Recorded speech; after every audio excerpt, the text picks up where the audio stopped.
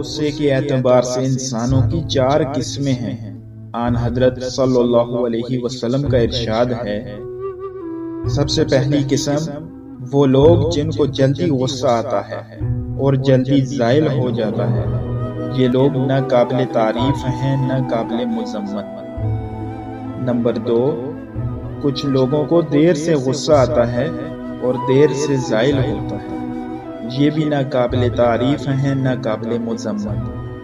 Number 3، تم میں سے بہترین وہ لوگ ہیں جن کو دیر سے غصہ آتا ہے اور جلدی زائل ہو جاتا ہے۔ رب کریم ہمیں بہترین انسان بنا۔ نمبر 4، اور تم میں بدترین وہ لوگ ہیں جن کو جلدی غصہ آتا ہے اور دیر سے زائل ہوتا ہے۔